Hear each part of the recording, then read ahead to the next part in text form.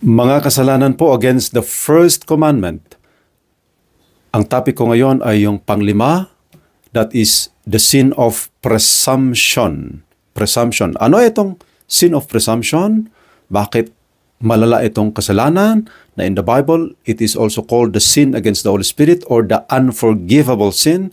Dapat alam po natin ito, especially during this Lent 2025, para po sana magsisi tayo, iwanan itong kasalanan at sana ayusin natin po ang ating buhay Katoliko, buhay Kristyano.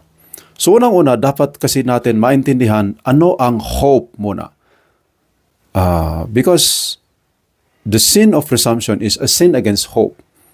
But hope is what we need to do under the first commandment. Ang first commandment, sabi ng ating Panginoon, ako lang ang Diyos, kaya sa akin ka umasa lang. Huwag umasa sa iba, huwag umasa sa mga created things, etc. Sa Diyos lang dapat tayo umasa. Kaya pag hindi ka umasa sa Diyos, kasalanan na yon. That is why our Catechism of the Catholic Church has put hope under the first commandment. And there are two sins against hope. Una is despair, pangalawa is presumption.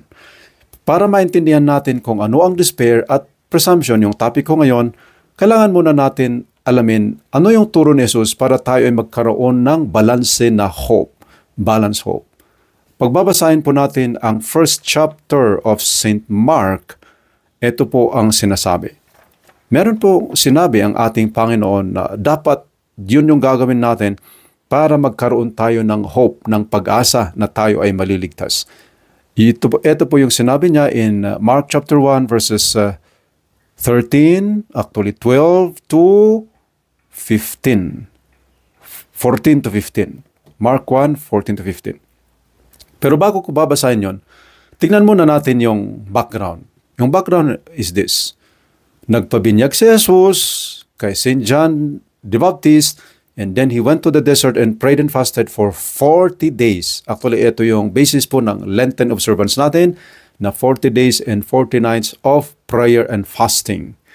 So after Jesus prayed and fasted, lumabas siya, and then nung na-arrest si St. John, he started to proclaim, he started to preach.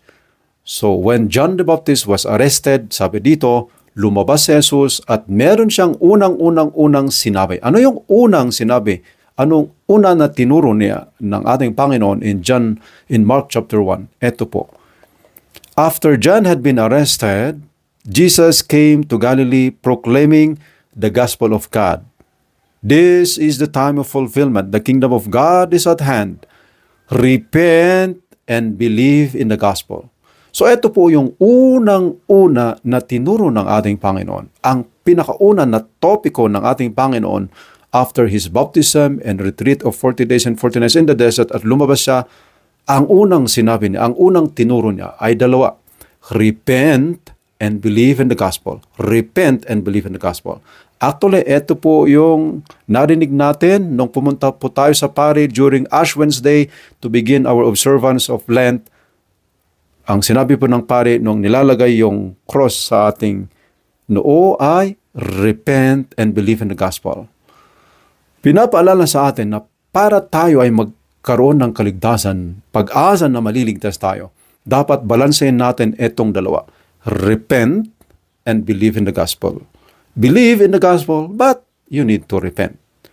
Until we die, ito po yung formula para tayo ay magkaroon ng hope. Ito yung sinabi ng ating Panginoon. I-apply natin sa ating mga sarili. Ngayon kapatid, pag hindi po natin binalansa yung dalawa, repent and believe, doon po tayo nagkakaroon ng walang hope. Kaya, pag kulang ng hope, pag repent ka lang at wala kang belief, yun po ang despair. Ito po yung naging kasalanan ni Judas. So we know the story. Judas sold Jesus for 30 pieces of silver.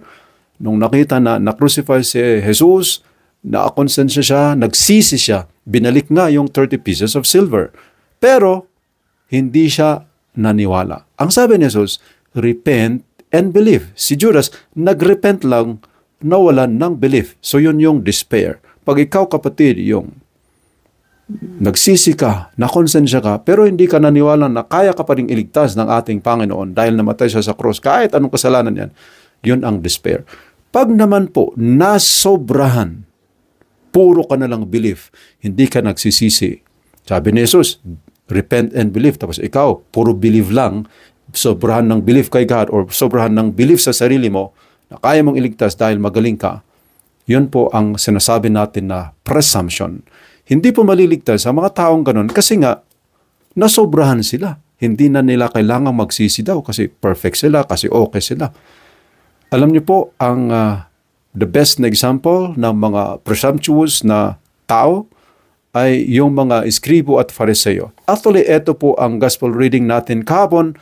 Pag kayo po ay nagsimba, ang ating gospel reading kahapon ay Luke chapter 15. Ito yung famous story or parable of the lost son or the prodigal son.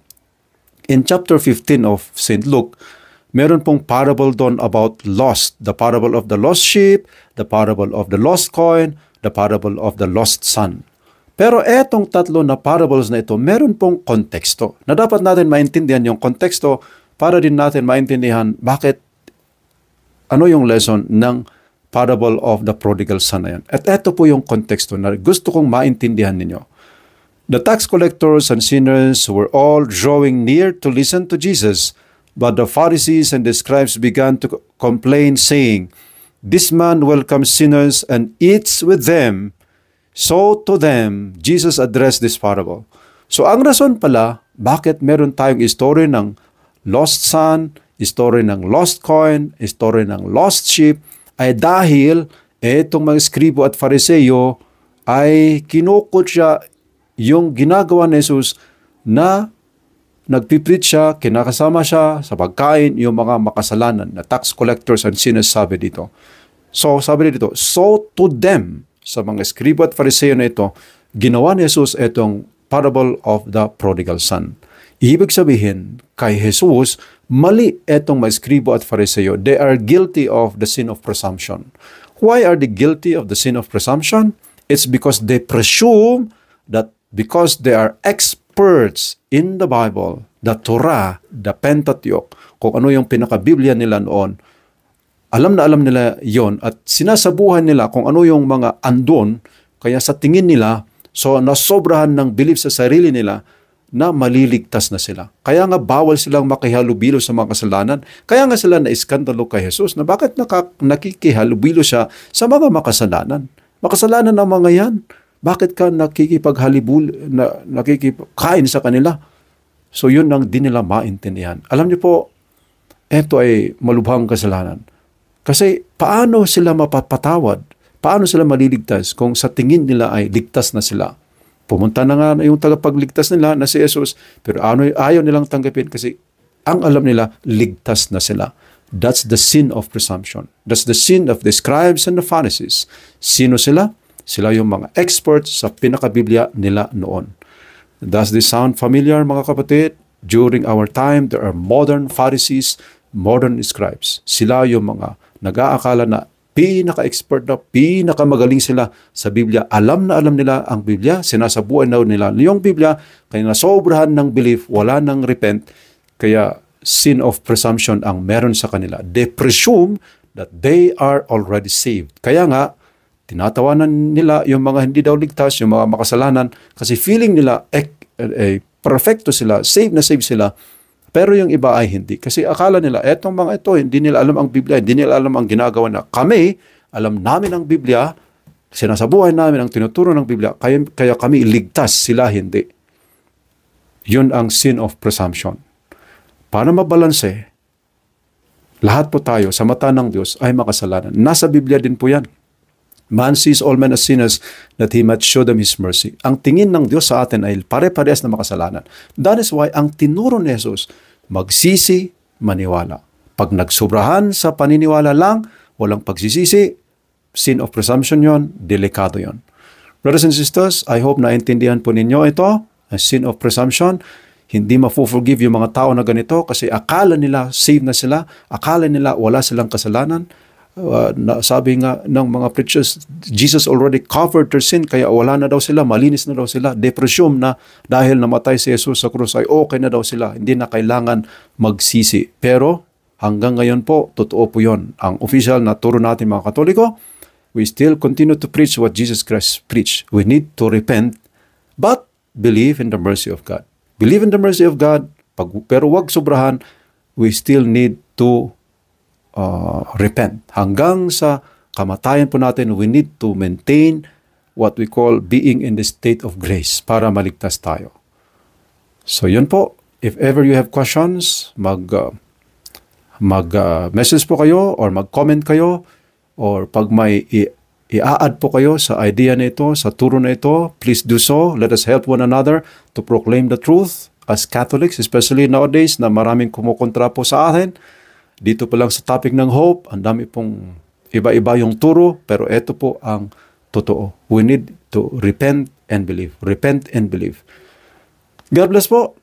And may you have a meaningful observance of Lent 2025.